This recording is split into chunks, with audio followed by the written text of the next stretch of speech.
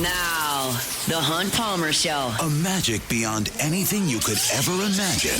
You are now listening to the Hunt Palmer Show. Brought to you by Sagrera Farms on 104.5 ESPN Baton Rouge. Locking down the middle of the day. You really think that's the best idea? Live from the Mercedes-Benz of Baton Rouge studio, this is Hunt Palmer. It's quite a piece of work. Welcome in. Hunt Palmer coming to you from the Mercedes-Benz of Baton Rouge studio downtown in the capital city on this Thursday. Means we're brought to you by Sagrera Farms Premium Beef. Got Jordan Kitchens and Cassie Spazzali back there on the ones and twos. And fired up, you're here with us. We're finishing our week here on the Hunt Palmer Show. And hopefully the rearview mirror is about to have your entire work week in it here over the next couple of hours. We'll get you to the finish line one way or another, and we got tons to do here on this Thursday. We're previewing LSU in Alabama. I've got my final projection for the Saints draft. Maybe my final wish list is a better way to say it because I'm out next week, so by the time the Saints make their selection, I'll be long gone for the week. So we'll talk about that in the next segment. Joe Healy from SEC Extra on D1 Baseball is going to join us in this hour. Preston Guy, who's usually with us on Friday, is going to join us at 2 o'clock today. Chris Blair, who will be at the box this evening, will chat with us. And I had a good sit down as did the rest of the media with Caleb Jackson earlier today. So we'll get into that as well. Lots and lots and lots to do. Let's start the way we start every show with our Genesis opening drive. It's time for Hunt's opening drive, presented by Genesis of Baton Rouge. I'll be blunt. This is a really important weekend for LSU. They all are. And next week, you'll talk about Tennessee, and that's a huge weekend. And the following weekend is Texas A&M on the road. That's a tough weekend. Then you've got Arkansas coming in here, who's as good as anybody in the country. That's a huge weekend. And the next weekend is the last weekend of the season, which clearly is a huge weekend. So they all are. That'll begin to be redundant. But I'll give you the reason why this is a big weekend. You built yourself an incredible cushion. You were 10-2 in league play. You went on the road against a middling, I would call it, Auburn team. Auburn's not bad. Auburn's not elite. They're in the middle of the SEC. Now, that's the finest league in college baseball. And if Auburn's in Omaha this year, I won't think twice about it because this league is so much different than every other league. It's just not even close. So that's just part of playing. If you're not playing Missouri, you got your hands full in some way, shape, or form. But Auburn's not great, and you went there and got beat 3 times. So you've let up a little bit of that slack that you gave yourself. And there's no slack with Tennessee coming here, going to Texas A&M the way that they're hitting the baseball right now, and Arkansas coming here. None. Every single game in that 9-game stretch is going to be a very difficult one to win. You need to take care of your business on your home field against a slumping Alabama team. It is a big, big weekend. And need is probably too strong. It behooves LSU to win at least 2 games this weekend. How's that? Now, let me tell you about Alabama. It's a 30-8 team. They're 8-7 in league play. They opened SEC play by sweeping Alabama. In the second weekend, they took down Tennessee in game 1 of that 3-game series. And at that point, they're 4-0, having played the preseason number 1 and at that point a top 5 team in Tennessee. So you're thinking, well, this is a really good team. Well, since then, they're 4-7. They lost the last 2 games to Tennessee. They lost 2 out of 3 on their home field to Oklahoma. They won 2 out of 3 on their home field against Oklahoma. They lost 2 out of 3 at Auburn, and they lost 2 out of 3 on their home field against Mississippi State. And their offense has been scuffling. This is a team that in 3 games at Auburn scored 5, 6, and 0. And then against Mississippi State scored 3, 4, and 2. Over those 6 games, they're averaging 3.3 runs per game. Their offense is not swinging the bats. Well, I gave you these stats yesterday in my SEC baseball power rankings, but right now, Alabama in league games only, so in 15 league games, they're 15th in the league in batting average, 15th in the league in home runs, 14th in the league in steals.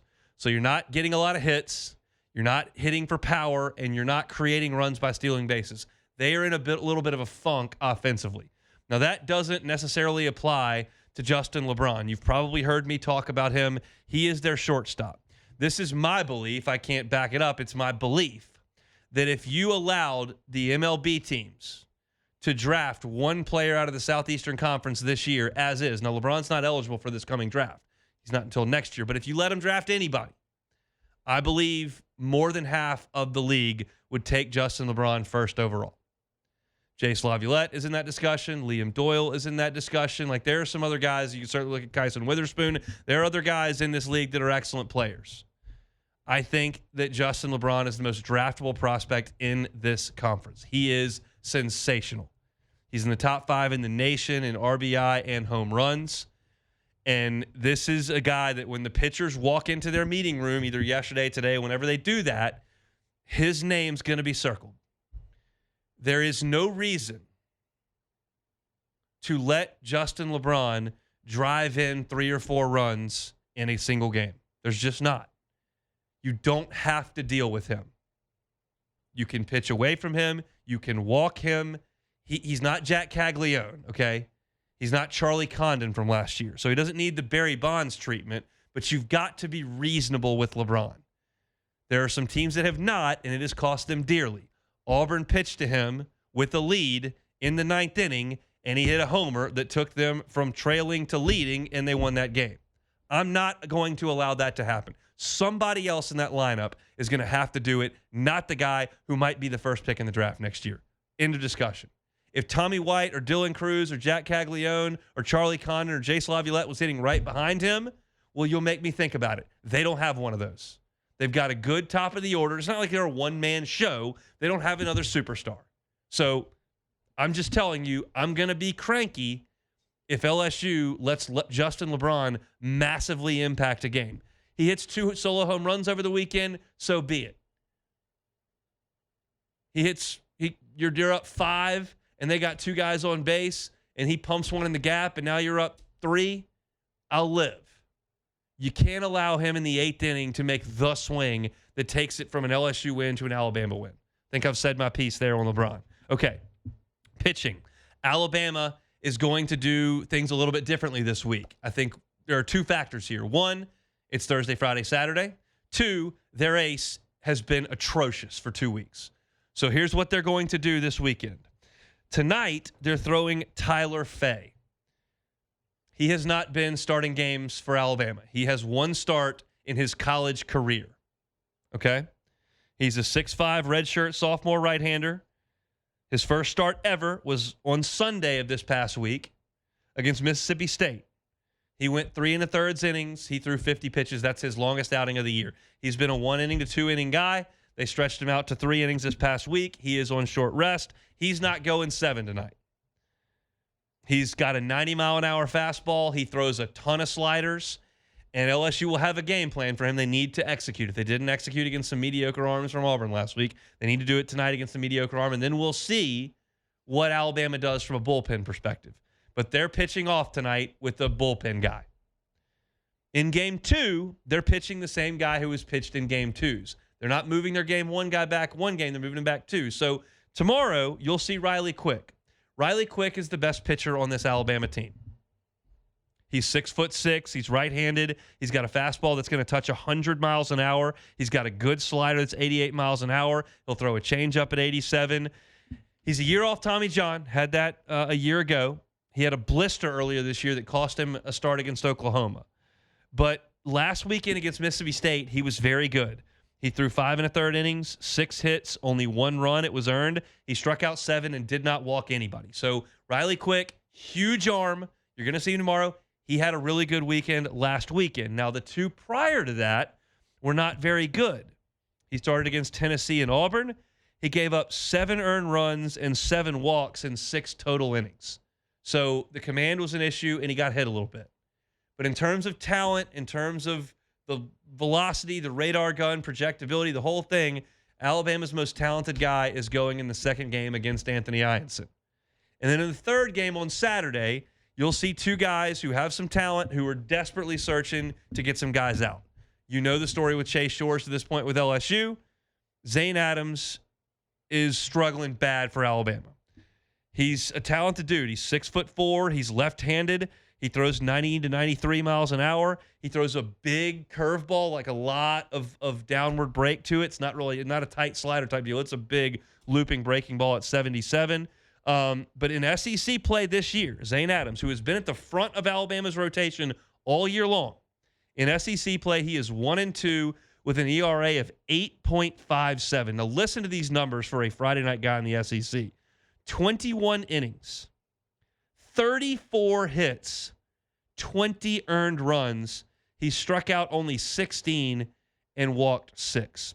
Last week against Mississippi State, Zane Adams, game 1, 4 innings, 9 hits, 7 earned runs, no walks, 2 strikeouts. 4 innings, 9 hits, 7 earned runs. You think that was bad against Auburn? Against Mississippi State? Go back to the Auburn start. 1 inning, 8 hits, 6 earned runs, a walk, and no strikeouts. Over his last 2 SEC outings, 5 total innings, 17 hits and 13 earned runs and 2 strikeouts. It has not been a good go for Zane Adams. He's at the back end of this thing for Alabama. Now, it's not like he's pitched like that his entire life. He's had some better outings than this, but teams are squaring him up in a big way. So if you're looking at this in order for Alabama, they're pitching off with a bullpen guy on Thursday against Cade Anderson. They're throwing their most talented arm in game 2 against Anthony Ianson. They're throwing a guy that is reeling in a big, big way on Saturday against Chase Shores. LSU is better than Alabama. LSU is at home. LSU's got their ace going with 2 bullpen guys ready to rock and roll in Evans and Cowan tonight. You need to go win the game tonight. Period. You need to get a lead.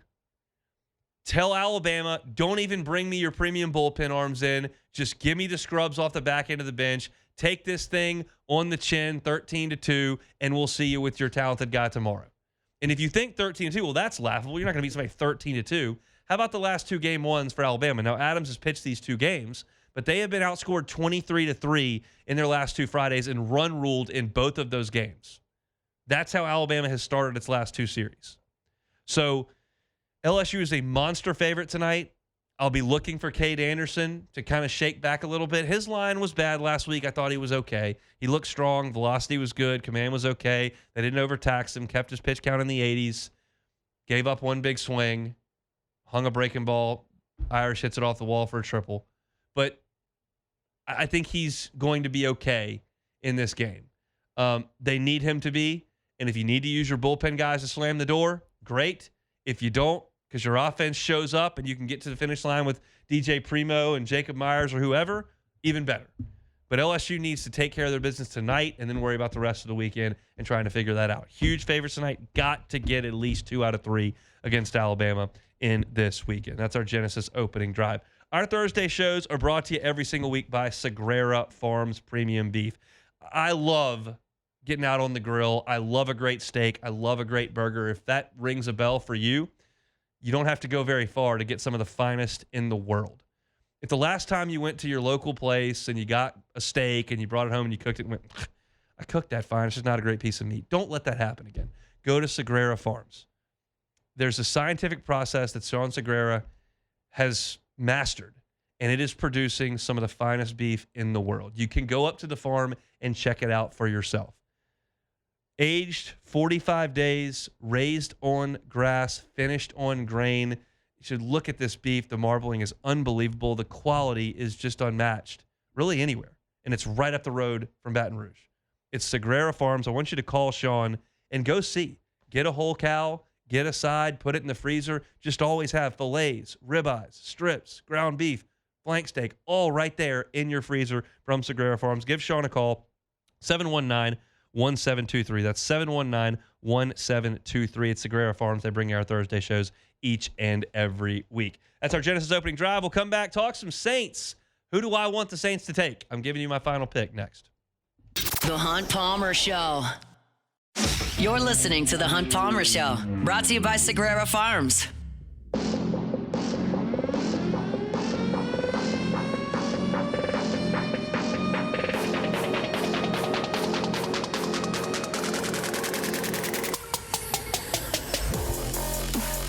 All right, Joe Healy, D1 Baseball's SEC Extra Team with us in about 12 minutes, breaking down the weekend. Most of the conference 6 series going to start tonight on Easter weekend, just 2 Friday, Saturday, Sunday this weekend. So we'll have a chance to talk to Joe about last weekend where LSU fell flat, and we'll preview Alabama as well as some of the big series of the weekend. Of course, I think probably the biggest of the weekend will be Texas A&M headed up to Fayetteville to see if they can kind of keep it rolling a little bit, or if this is a little bit of fool's gold with a bad South Carolina team last weekend. Excited to chat with Joe in 12 minutes. The NFL draft is now inside a week away, and I will not be here next week. So this is my last opportunity to talk about the Saints draft, and I want to address a few topics as we get closer to the round one selection. The first thing that I would like the Saints to do is not trade up. That's number one on my list. Please don't move up. You need all your picks. So if you want to trade back, awesome. I'm not asking for that. I would like it. I'm not going to ask for it. But make your pick or trade back. Don't move up. That's number one. And then number two is, what player are you going to take? And I have my thoughts. I've got a wish list, 1, 2, 3, 4, and I'll include in that wish list my projection for the Saints pick. But I will rank them in order 1, 2, 3, 4 of the players that I would love the Saints to take. And I understand that a couple of these, one specifically, is really ambitious.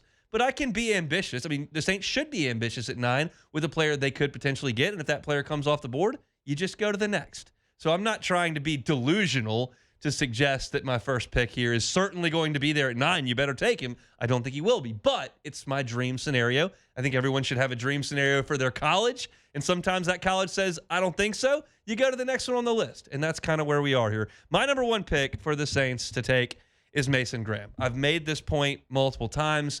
I think he is a wonderful player. I think he's a wonderful fit. I think what he does, the Saints lack. That is play the run in the interior of the defensive line. I think Brian Brzee was a very good draft pick for the Saints. I think he has a lot of productive years ahead of him in the NFL, but he's a better pass rusher than he is holding the point of attack and making plays at the line of scrimmage against the run. Mason Graham is a space eater. He is a gap plugger. He is a monster in the middle, and the Saints need that. And I think if you pair him with Brian Brzee for the next 3-4 years, hopefully longer, you could really have a strong interior defensive line. I think that's very, very important. I like Graham's story. Former 3-star recruit. Michigan saw him. They developed him. He stuck it out. He became a star, won a national championship, and now he's probably going to be a top 5 pick in this NFL draft, which means the Saints will not be able to get him. But if he's there at 9, I think that's a dream scenario for New Orleans. The second one is going to make people in this part of the world a little bit cranky. And let me be very clear. I thought Will Campbell was brilliant at LSU, and I don't think that his arm length is a huge detriment to his game. But Armand Mimbo, to me, really looks like a great prospect out of Missouri. And I think he is going to be there when the Saints pick. And I'm very much okay with the Saints making that selection and for him to be a plug-and-play left guard. You feel like left tackle's taken care of. You know that center is in a really good spot. You're there at right guard, whether you like it or not. You may tell me that you think that Cesar Ruiz is a really good player. You may say he's an average player. You may say he's a below average player. He's going to be your right guard. And then you got Penning, who is going to play his last year as a Saint this year. And ideally, you draft this player to play left guard and then potentially move him out to right tackle, or he beats Trevor Penning out at right tackle, and you plug a guard in there at some point. I like Mimbo as a prospect. I don't have any problem with Will Campbell at all, and I'm not trying to be controversial down here in South Louisiana, but that's number 2 on my list. I think he's got a chance to be a really good player. I like him as a prospect. Number 3 on my list is Jalen Walker. Jalen Walker is an outside linebacker, pass rusher at Georgia, and he doesn't fit the profile that the Saints have often drafted. He's not 6'5". He's not 6'6". He's not of that mold. He's not of the Cam Jordan, Marcus Davenport, Isaiah Foskey mold. He's a little bit undersized, but he is a speed merchant off the edge and has the upside of being a nightmare off the edge. I think the body composition is probably a little bit closer to somebody like Von Miller, who doesn't have like the super long limbs but he's been a good SEC pass rusher, and that's not all he can do. He can play a little bit in space. I love his athleticism. I love his speed. And I love the fact that he's a little bit of a different wrinkle from what the Saints have gone with. And they're bringing in a different defense that is going to put more linebackers on the field. You need help at linebacker. You need a guy that can rush the passer off the edge and play a little bit in space. I think Jalen Walker is a great fit. And what I'm thinking is that there's not really anybody on the Saints roster that fits that mold right now. So we still haven't seen Brandon Staley's defense in practice in New Orleans, but I'm not certain what that spot looks like, and maybe Walker immediately comes in and makes it work. I like that pick. I like that fit. He's number 3 on my wish list. Number 4 on my wish list is Will Johnson, cornerback, Michigan. Length, ball skills, production, high level in college, great program. I like a lot of things about the Michigan guys that have come out, and I think Will Johnson's got a chance to be a star. You at one point had a defensive back room that looked really deep and stocked for the future. And then you traded Marshawn Lattimore, and then Paulson Adebo got hurt, and now he's signed elsewhere. And you're looking up and you're going, okay, I got Alontae Taylor. Okay, that's good. I got Kool-Aid McKinstry. We'll see. Like, that's young and kind of unproven. I'd like to stock those shelves more. It's a passing league. You got Baker Mayfield slinging it around. Maybe Michael Penix is really good. Who knows what Bryce Young's going to do. But if you're going to win at a high level, you got to cover somebody. And what went from a real strength of the Saints organization 12 months ago is no longer that big strength. And Will Johnson is a great fit for what the Saints need to do. So that's my 1, 2, 3, 4 in order of priority. Mason Graham, Armand Membo, Jalen Walker, Will Johnson. Now, who do I believe the Saints are going to select with that pick? This goes off my list, on my list, my projection of what I think the Saints do. I think the Saints take Will Johnson, cornerback, Michigan. That's where I think the Saints are headed here. But there are 3 guys that I would like more than that. I'm not telling you can't take a quarterback. It sounds like they've cooled on Shedeur Sanders based on some reporting. Jeff Duncan said that. Could be a smokescreen. At this point, I'm not really believing anything anybody has to say about the draft because there's 7 days left and it's negotiation time. It's leverage time. It's smokescreens time. It's sources time. It's leaking information time. All that. You can take a quarterback if you're convicted in him. I'm not convicted in the quarterbacks in this draft. I'm trying to plug holes with this draft. So for me, those are my 4. I think the Saints end up selecting Will Johnson, corner from Michigan. We'll just have to see. All right, Jordan, you've heard me give my spiel. I know that you think that the Saints have a ton of holes to fill. Do any of those sound attractive to you? Oh, Will Johnson, without a doubt. We're at this point, the secondary is thinned out compared to what it was a couple years back when you had like C.J. Gardner-Johnson. Yeah. Dennis Allen, for all his faults, he could draft them and develop corners. They were pretty good at corner while he was there. Yeah, DB. I'll just say DB in general. Like safety, well, Marcus May was a miss, but that's in a whole nother story. But, yeah, definitely Will Johnson. Again, like I said, if some type of tackle fail, i.e. Will Campbell. I'm okay with this guy too.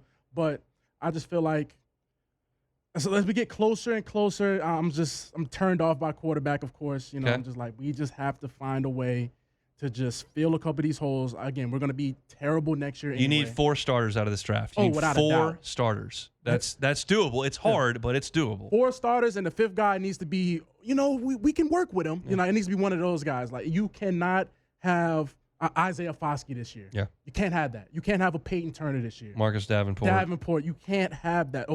So don't even talk about Davenport. Stanley Jean-Baptiste. Yeah, no, like you said, no trading up, so we ain't got to worry about a Davenport. But you just cannot miss. Can't whiff. Gotta restock the shelves. That's my story. I'm sticking to it for the NFL draft. Saints on the clock 9th as of right now on Thursday coming up. All right, we'll take a timeout. Come back with Joe Healy talking SEC baseball next. The Hunt Palmer Show. Genesis of Baton Rouge. GenesisofBatonRouge.com is that website. Every car that is on the lot is online at GenesisofBatonRouge.com. Just do me a favor. Just check out the website. Check out GenesisofBatonRouge.com. Just start perusing the inventory. Look at the sedans all the way up to the SUVs. They've got entry level. They've got the highest end model. If any of that piques your interest, I'd just like to maybe look at that a little closer. You can do it, and you never have to set foot on the dealership to do it. Contact the good folks at Genesis of Baton Rouge, and have them drive to you, whether it's at home, whether it's at your office. They'll come to you. You can get behind the wheel, go for a test drive. Their brand ambassadors are going to help you every step of the way. And there's a chance that when you go on that test drive, you're like, yep, this is the one I got to have. And then you still don't have to go to the dealership. They do delivery. They do e-contracts. Easy as can be. It's part of the experience being a Genesis driver. So start that process today online at genesisofbatonrouge.com. Couldn't be any easier. They got an incredible selection of vehicles. And I can promise you this, if you get behind the wheel, you'll see the difference. It's Genesis of Baton Rouge. Check them out online, genesisofbatonrouge.com. This is the Hunt Palmer Show, brought to you by Sagrera Farms.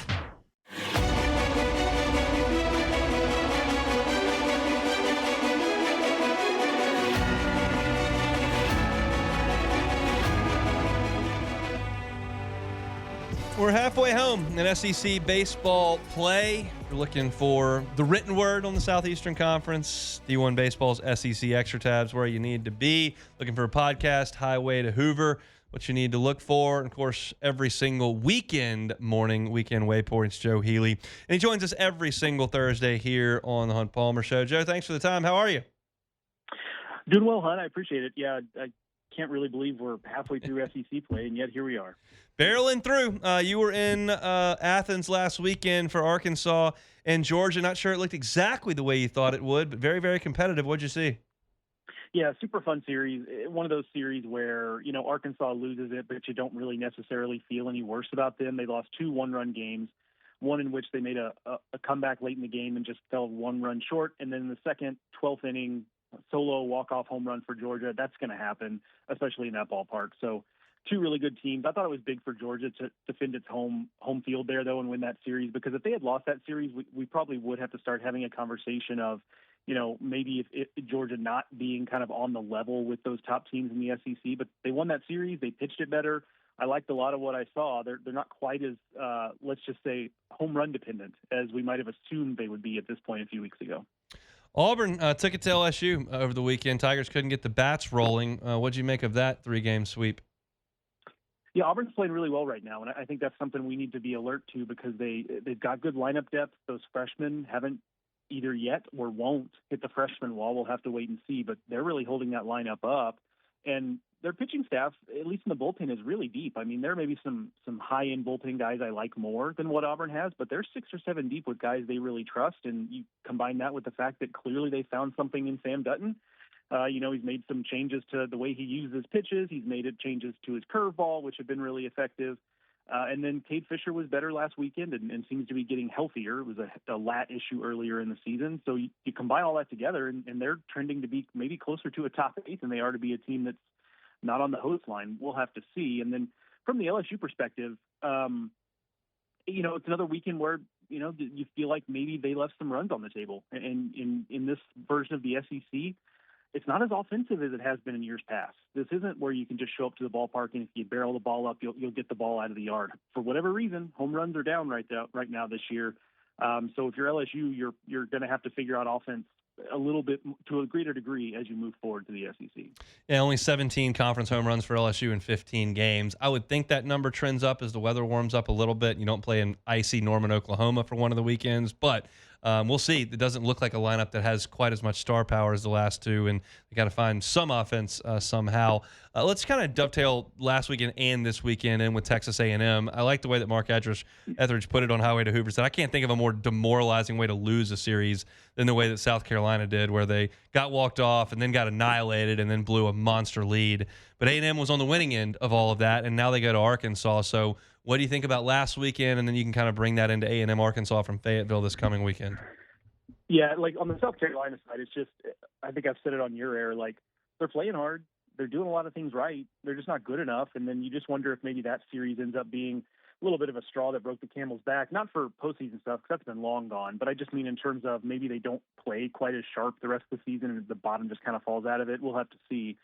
From the A&M standpoint, yeah, they're playing better, but man, if they're going to make a regional, they're going to earn it. Like here are their last 5 series. They've got Arkansas this weekend, as you allude to. They've got Texas. They've got LSU. Then they have Missouri at home. Okay, you can get right there, but then their last weekend is at Georgia. So, 4 of the 5 best teams maybe in the SEC left ahead on their schedule. That's not great. So if they're going to be a postseason team, like they're going to have earned it. And Arkansas this weekend, I think what's notable for me is Gage Wood is finally healthy back on the mound. They put him in the rotation. Gabe Gackle is out. And that might be the kind of thing where that's just the best move for Arkansas. Maybe the rotation with Wood in it is better, and Gackle maybe can get back on track a little bit as a bullpen guy where he can empty the tank over a couple of innings as opposed to trying to throw 5 or 6.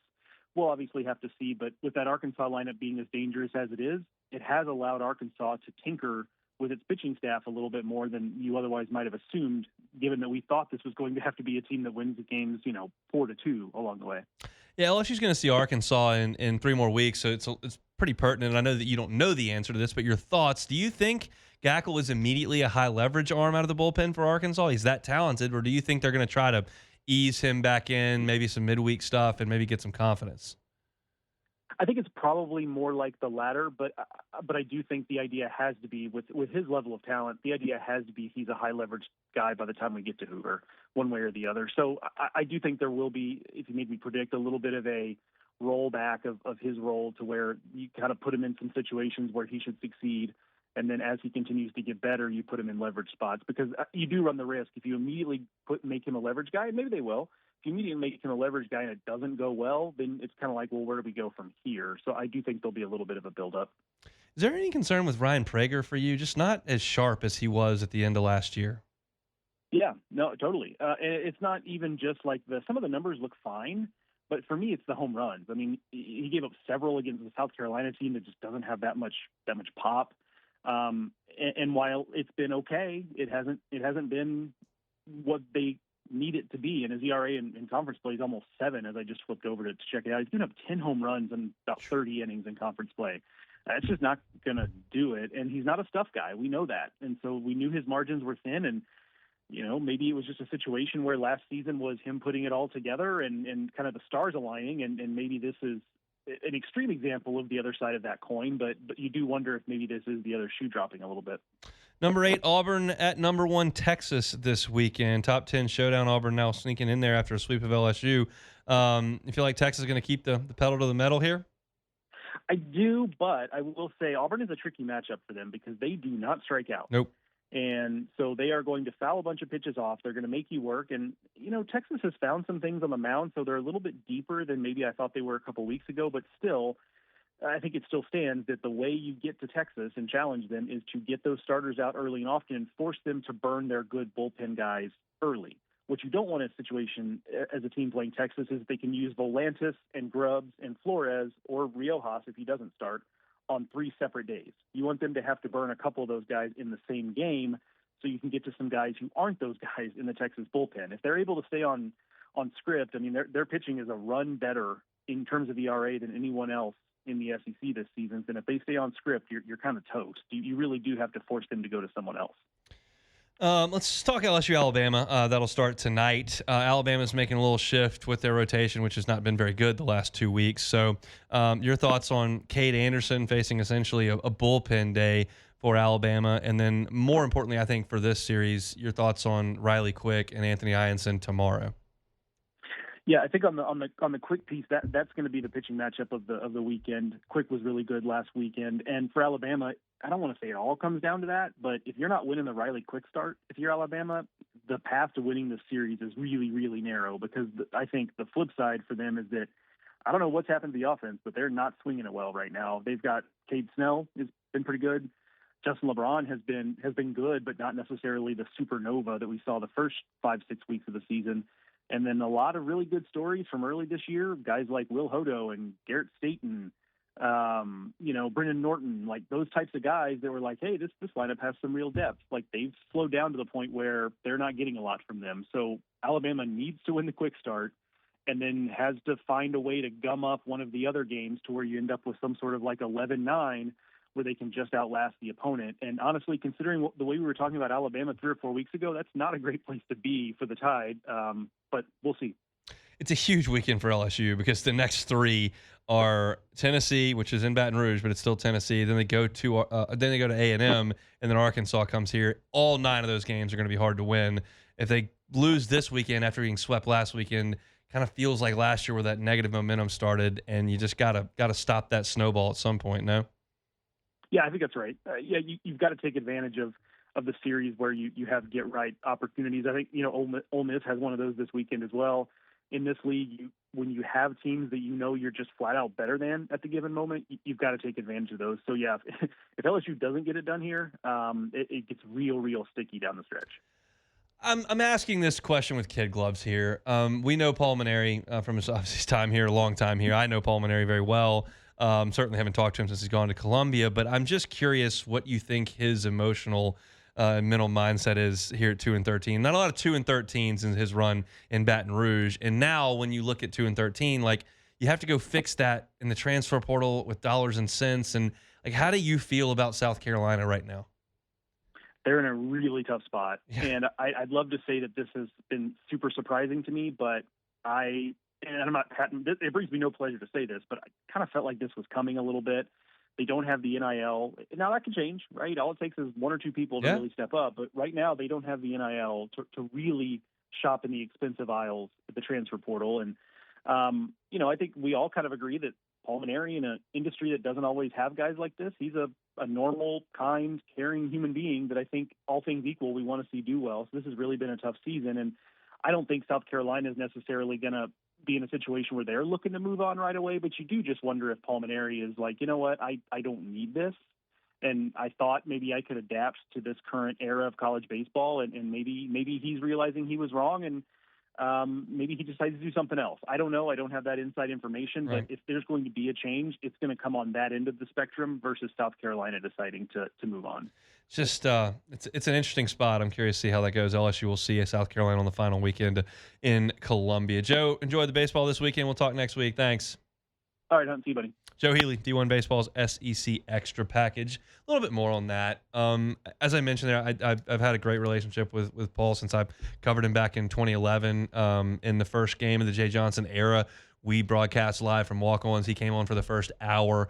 Has always been very gracious with his time. I saw him in Omaha after the national championship win and saw him in the lobby and chatted with him for a little bit. He was obviously thrilled for his players that got to climb the mountaintop there. I'm just trying to put myself in Paul's shoes and use kind of what I know about him. He had it going so good at LSU, where you had good players in the pipeline all the time. You would develop relationships in recruiting, and they were just always good. And to start at the bottom, and they are just above Missouri at the bottom here, and to understand to fix that, which he hasn't been recruiting the high school ranks for 3 years at South Carolina. He's been recruiting it for 6 months. And the freshmen aren't going to help you. You have to go to the transfer portal to fix this. And if you want really good players in the transfer portal, you have to go to the boosters and say, I need money now. And Dawn Staley's doing that, and Shane Beamer's doing that. And it's like, he's never done that before. And it just feels like a really bad situation. I'm not here to forecast what I think's going to happen, but it's a bad spot because they have a bad roster. They're going to go, they're 2-13 at the halfway point. I'll be generous and give them 4-11. That's 6-24. If I'm him, I'm sorry. I'm going to play golf. I'm not dealing with this. If you're 36 in this profession, you don't really have a choice if you want to be a college baseball coach. He doesn't need to be a college baseball coach. He would probably be furious at me for saying that, but it's a bad spot for South Carolina and Coach Mainieri. I'm pulling for him as long as they're not playing LSU, because I appreciate his time and appreciate what he did at LSU, but it's bad news there at Columbia right now.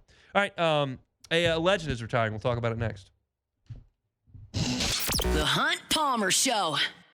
You're listening to The Hunt Palmer Show, brought to you by Sagrera Farms.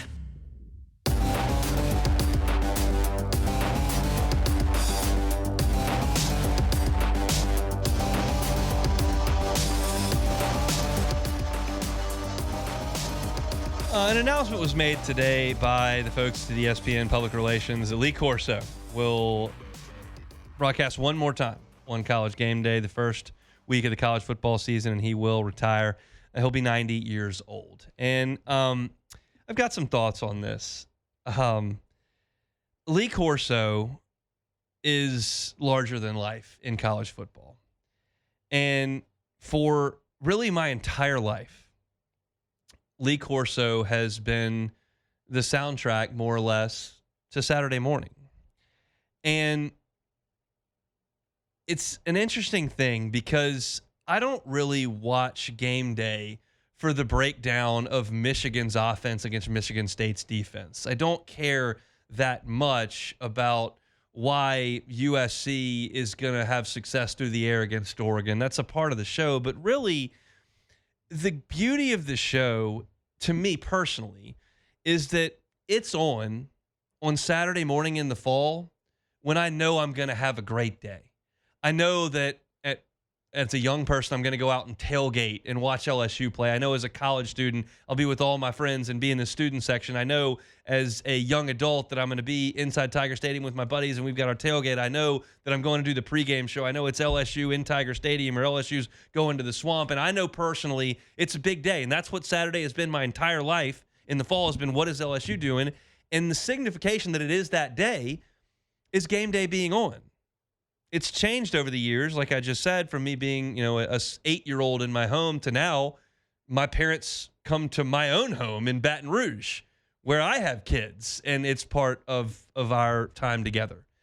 And I'm not necessarily watching every single second of game day. It's just a signification that there's bacon cooking, there's eggs going, and it's going to be an awesome Saturday. And Lee Corso has been the face of that show forever. And the headgear pick and the personality that he has is a symbol that, hey, we can kick off now. And yeah, Lee Corso over the last 10 years with the stroke and his aging has one, been phased out of the show, and two, has been very compromised with how he speaks. And I don't really care because he's part of the routine. He's part of the day and has been for almost 4 decades. And so I've still enjoyed him being on the set. And I still get a huge kick out of him calling the child a name he shouldn't have said on television, and him dropping an F-bomb, throwing that megaphone. And the joy and jubilance that he's brought every single Saturday has been an incredible part of so many people's lives. What a mark to leave. I don't think he could have ever imagined, after finishing coaching and going into TV, which I think a lot of coaches would say is like, been kicked out of the game, that he would have such a profound impact on so many people and on a television show that has swept the nation. And so I'm glad he's going to be on one more time. And I'll check out and see what he puts on. How many times have you heard, not necessarily probably the last 5 or 6 years, but over the last 25, how many times have you heard somebody ask, who'd Corso pick? Like, that's, how cool is that he could do that? I don't ever hear anybody on NFL Sunday go, well, who'd Jimmy Johnson pick? I don't ever hear anybody go, well, who'd Barkley pick in the playoffs? Who'd Corso pick? What a cool thing that he's created and cultivated. He's not dying, but he's leaving the television set. And that's a little bit sad, but I think it's very clearly an example of don't cry because it's over. Smile because it happened. It's happened for 3 decades, and it's been an incredible, incredible thing for those of us that love college football so much. So very, very much a job well done. I'm thrilled he'll give it one more go. My gut tells me, because the first head pick ever was at the Shoe, and Ohio State hosts Texas in the opener, that's where they'll be. They could be at LSU Clemson. Those are really the 2 options. I think they'll be at the Shoe. But I'll be watching, and a little bit sad when that thing ends, but hopefully just a beautiful tribute to his career coming up here in the first week of the college football season 2025. Lee Corso retiring from ESPN's College Game Day at the age of 90. All right, that's it for hour number 1. We're brought to you by Sagrera Farms Premium Beefs, ribeyes, fillets, flanks, ground beef to make those delicious burgers all summer long. If you're in the market for some premium prime beef, Sagrera Farms, just 35 minutes north of Baton Rouge. They'll sell you sides and whole cows. You got to give my guy Sean a call, 719-1723, 719-1723. Tell Sean Sagrera you heard about that beef on the Hunt Palmer Show, and you got to get your hands on some to get it on the grill ASAP. Sagrera Farms, they bring you our Thursday shows each and every week. We'll pause for Sports Center. Come back, we'll talk some football with Preston Guy of TigerBait.com. That's coming up next. The Hunt Palmer Show.